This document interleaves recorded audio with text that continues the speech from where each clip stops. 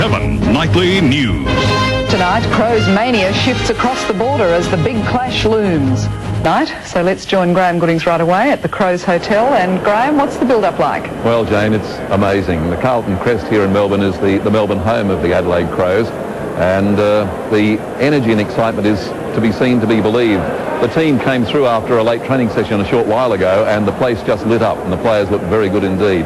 They've expended plenty of nervous energy, an early flight, that huge parade, and a light run at the Junction Oval, and they've been feted throughout. Well, let's start our coverage where it all began. Adelaide Airport was abuzz with Crows fever this morning. Hundreds of fans turning up to farewell their beloved team on the final leg of their history-making journey. There's people everywhere and they're asked for autographs and the balloons, etc. So it certainly makes you feel pretty good, yeah. And it wasn't just the players that were feeling good. It's the greatest moment of my life, this moment. We can't wait to get there. Come on, the Crows! It's a dream come true. I couldn't believe it. We'll be here Sunday too, when I come home with that cup. For many of the fans gathered at Adelaide Airport this morning, this was their last chance to wish the boys well, and they were making the most of it.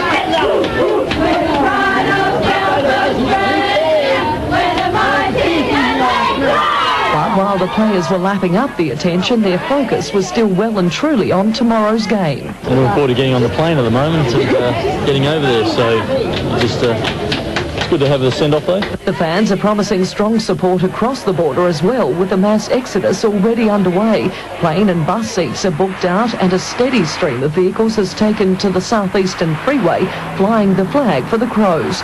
Among the commuters is 82-year-old Adelaide Crow, who'll join the team's cheer squad at the MCG. Go the Crows! Taylor Bend has done what it can to top up enthusiasm en route to Melbourne, painting the town red, blue and yellow. But for those not making the journey, there was plenty of grand final fever to crow about at home today. Businesses across the state joined in the spirit, while at school the kids couldn't contain their excitement.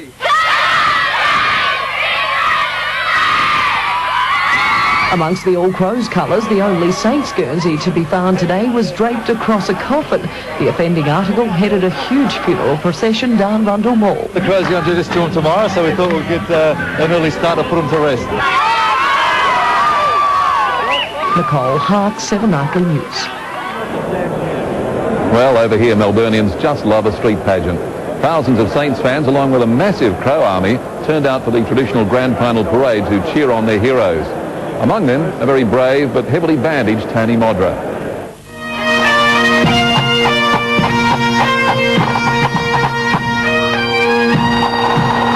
It wasn't the Saints who came marching into today's parade first, it was the Crows. You know, we've got as much chance as what they have, and, you know, we're going to come across and play confidently, and, you know, we've really got nothing to lose, and that's how we'll play. I think if we continue just playing what we have most of the year, just doing those same things, probably a bit more intensely, we're a good chance.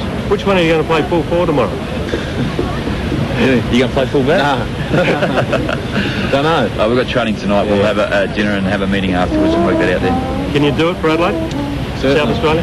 Yeah, absolutely. Amongst his teammates, an incredibly brave but bitterly disappointed Tony Modra, just out of hospital with 2 heavily bandaged knees. It's good to be here.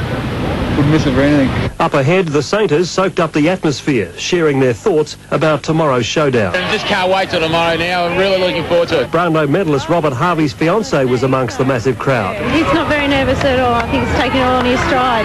Well, as you would expect, plenty of support from the St Kilda players here in Melbourne, but I tell you what, there's a lot of support for the Crows as well along this parade route. At parade's end, another massive crowd as fans went into a frenzy. But amid this sea of red, white and black, a sign for the Crows. And already Mark Bickley has got a grip on that Premiership Cup. John Riddell in Melbourne for 7 Nightly News. Well, Jane, I can hardly believe that there's anyone left in Adelaide. I think you're all over here, and if you're not, you should be. We're going to have more on the big game in sport, and I'll be back a little bit later on. But now, Jane, back to you. Thanks, Graham. There's a couple of lonely souls left back here.